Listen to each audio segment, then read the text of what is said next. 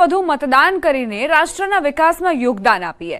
જામનગરમાં યોજાયેલા લોહાણા અગ્રણીઓના સંમેલનમાં પરિમલભાઈ નથવાણીની લોહાણા સમાજને અપીલ। જામનગરમાં લોહાણા અગ્રણીઓનું સંમેલન યોજાયું। આ સંમેલનમાં રાજ્યસભાના સાંસદ અને રિલાયન્સ ઇન્ડસ્ટ્રીઝના કોર્પોરેટ અફેર્સના ડાયરેક્ટર પરિમલભાઈ નથવાણી ખાસ ઉપસ્થિત રહ્યા। હાલાર પંથકથી જાણીતા જામનગર અને દેવભૂમિ દ્વારકા જિલ્લાના રઘુવંશી સમાજની વિવિધ સંસ્થાના હોદ્દેદારોના સ્નેહમિલન કાર્યક્રમમાં લોહાણા જ્ઞાતિજનો મોટી સંખ્યામાં ઉપસ્થિત રહ્યા। સમારંભમાં સંબોધન કરતા પરિમલભાઈ નથવાણીએ લોકસભાની ચૂંટણીમાં વધુ મતદાન કરીને રાષ્ટ્રના વિકાસમાં યોગદાન આપવા આહવાન કર્યું। હાલાર રઘુવંશી મિત્ર મંડળના નેજા હેઠળ આ સંમેલનનું આયોજન કરાયું હતું। લોહાણા અગ્રણીઓના સ્નેહમિલનમાં લોહાણા જ્ઞાતિની વિવિધ સંસ્થાના હોદ્દેદારો, ચૂંટાયેલા પ્રતિનિધિઓ અને લોહાણા અગ્રણીઓ પણ ઉપસ્થિત રહ્યા।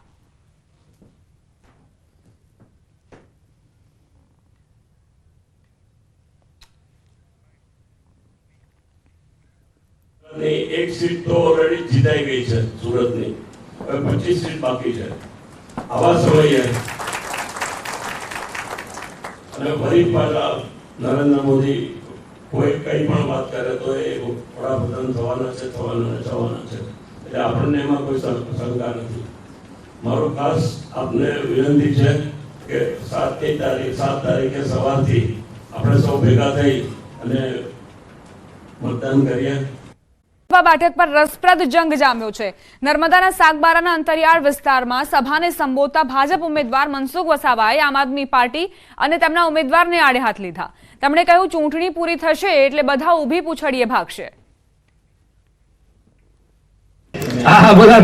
બધા ઊભી પૂછડી નાહવાના છે ચૂંટણી પૂરી થશે ત્યારે।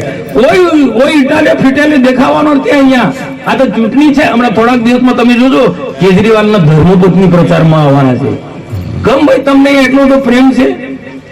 અરે એ કેજરીવાલ દારૂ કૌભાંડમાં ત્યાં શું છે, મહારાષ્ટ્રની જેમ દિલ્હીમાં છૂટછાટ છે, એટલે પેલા મોટા ઠેકેદારો હોય ને એમાં એમને કોઈ ટકાવારી લીધી હોય છે, કેટલાક લોકોને દબાવ્યા હશે, નહીં આપતા હોય એટલે અહીંયા પેલા ચૈતર વસાવા નહીં એના માણસો સાથે કોઈ કોન્ટ્રાક્ટરને દબાવે, કોઈ અધિકારીને દબાવે, આટલા પૈસા આપજો, આટલા પૈસા આપજો, અલગ અલગ એ રીતના દારૂ કૌભાંડમાં કેજરીવાલે ધમકાયા મોટા ઠેકેદારોને। તો એ વાત કોંગ્રેસના અજય માકણ પાસે પહોંચી। અજય માકણે 1 વર્ષ પહેલા કૌભાંડ બહાર પાડ્યું અને સરકાર પાસે તપાસ માંગી। સરકારે તપાસ કરીને એમાં કૌભાંડમાં બહાર નીકળ્યું ને એમાં જેલમાં ગયો। એમાં ભાજપનો ક્યાં વાગ્યો? મનસુખ વસાવાએ ચૈતર વસાવા પર પ્રહાર કરતા તેમના જેલમાં જવાનું પણ કારણ આપ્યું।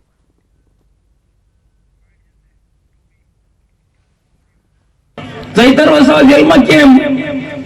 માથે પડે અમારા માટે કે ભાજપ, મનસુખભાઈ, મોતીભાઈ આ બધા ચૈતરથી ડરે છે। એટલે તારાથી કોઈ કૂતરું બી નથી ડરતું, તારાથી કોઈ બલાડું બી નથી ડરતું। ખોટી વાતો શું કરે છે? પણ જેલમાં કેમ ગયો? પેલા ફોરેસ્ટર ભીડગાર આદિવાસી હતા ને જમીનના બાબતે જંગલની જમીન લઈને એને માર્યા, ઘરે બોલાવીને ઢોર માર માર્યો, સખત માર માર્યો। એના કાર્યકર્તા છોકરાને માર્યો તો બીજા હું છોડે? અને 60,000 લીધા। એ જે ભીડગાર ને ફોરેસ્ટરે એમના ઉપલા અધિકારીને વાત કરી ને ઉપલા અધિકારીએ કહી દીધું કે ફરિયાદ કરો ને ફરિયાદ કરી, એફઆઈઆર થઈ, જેલમાં ગયો। એવા તો 13 જેટલા ગુના છે। વિજય વિશ્વાસ સભામાં આપણી સૌની સાથે મંચ પર ઉપસ્થિત જનપ્રિય, जननायक, दूरदर्शी नेतृत्वना धनी, विकास पुरुष आदरणीय प्रधानमंत्री श्री नरेंद्र भाई मोदी साहेब, मारा साथी मंत्री श्री दीपू परमार, सांसद श्री दीप सिंह राठौड़, श्रीमती शारदाबेन पटेल, राज्यसभा सांसद श्री रवीलाबेन पारा, साबरकांठा लोकसभा उम्मीदवार श्रीमती शोभनाबेन पारैया, મહેસાણા લોકસભા બેઠકના ઉમેદવાર શ્રી હરિભાઈ પટેલ, વિજાપુર વિધાનસભા બેઠકના ઉમેદવાર શ્રી શ્રીજે ચાવડા, અરવલ્લી જિલ્લા પંચાયતના પ્રમુખ શ્રીમતી પ્રિયંકાબેન ડામોર, સાબરકાંઠા जिला पंचायतना प्रमुख श्रीमती भारतीबेन पटेल, प्रदेशना उपाध्यक्ष श्री कौशल्य कुंवर परमार, साबरकांठा जिल्लाना प्रमुख श्री कन्हैयालाल पटेल, अरवल्ली जिल्लाना प्रमुख श्री राजेंद्र भाई पटेल, मारा सौ साथी धारासभ्य श्री वीडी झाला, श्री रमण भाई वोरा, श्री गजेंद्र भाई परमार, श्री पीसी वरंडा, श्री सरदार भाई चौधरी, श्री धवल सिंह झाला, श्री बलराज सिंह चौहान, प्रदेश किसान मोर्चा अध्यक्ष श्री हितेश भाई पटेल, जिला संगठन तथा लोकसभा बैठक प्रभारीश्रीओ, चूंटायेला जनप्रतिनिधि, संगठन पदाधिकारी, विशाल संख्या में उपस्थित सौ भाईओ बहनों युवाओं, प्रेस मीडिया मित्रों, सौने मारा नमस्कार। जय श्री राम। विश्वની સૌથી મોટી લોકશાહી એવા આપણા દેશમાં લોકશાહીની ચૂંટણીનું પર્વ ઉજવાઈ રહ્યું છે।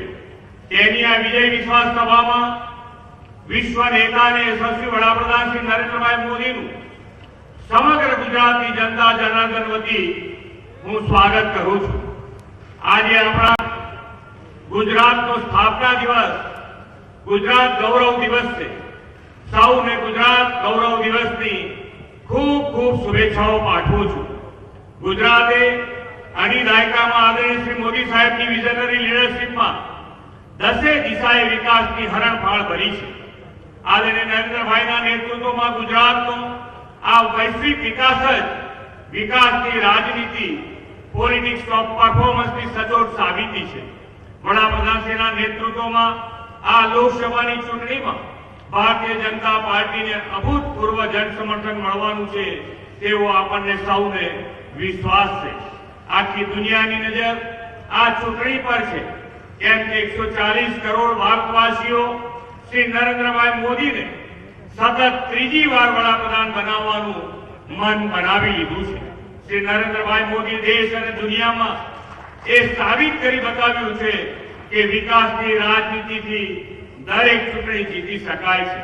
તેમણે પાછલા 10 વર્ષમાં સેવા કાર્યોથી દેશમાં સતત અવિરત વિકાસની ગેરંટી સાકાર કરી છે। આજે નાગરિકોને વિકાસ વિશ્વાસ બેઠો છે કે મોદીની ગેરંટી એટલે માત્ર વચનો નહીં, પરંતુ ગેરંટી પૂરી થવાની ગેરંટી। મોદી સાહેબની ગેરંટી એટલે સંકલ્પથી સિદ્ધિ, વિઝનથી વિકાસ, સહકારથી સમૃદ્ધિ, અંત્યોદયથી સર્વોદય અને આત્મનિર્ભરથી આત્મસન્માન। જેનું ભૂમિપૂજન કરે તેનું લોકાર્પણ પણ કરે અને જે કહ્યું તે કરી બતાવ્યું। આ છે મોદીજીની ગેરંટી। પરફોર્મ, રિફોર્મ અને ટ્રાન્સફોર્મ આ કાર્યમંત્રથી ચાલતી સરકાર એટલે મોદી સરકાર।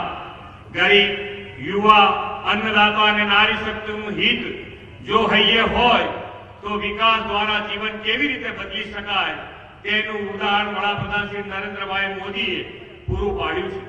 દરેક વર્ગ, દરેક વયજૂથ, દરેક સમાજ, દરેક નાગરિકના જીવનમાં સર્વાંગી વિકાસ માટેની ગેરંટી આદરણીય મોદી સાહેબે આપી છે।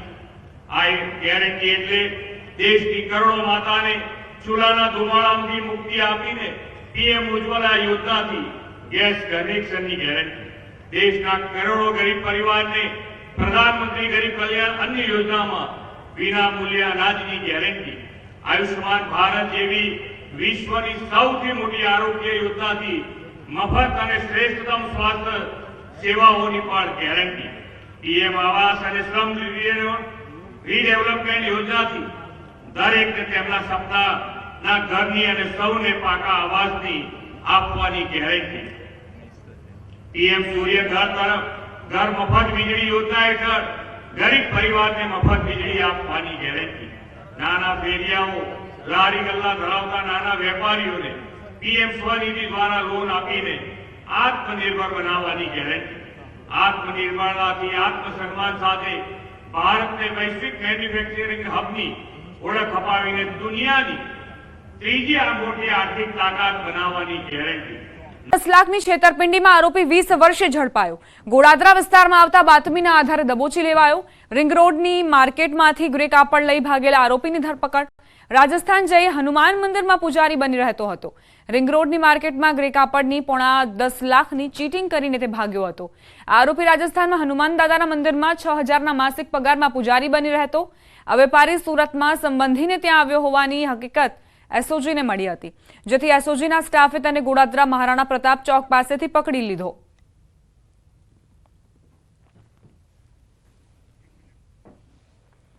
તો સુરતમાં 10 લાખની છેતરપિંડીનો જે આરોપી છે તે પકડાયો છે। રાજસ્થાનમાં હનુમાન મંદિરમાં તે પૂજારી બનીને રહેતો હતો અને પોતાના સગા સંબંધીને ત્યાં આવતા જ પોલીસે તેની ધરપકડ કરી।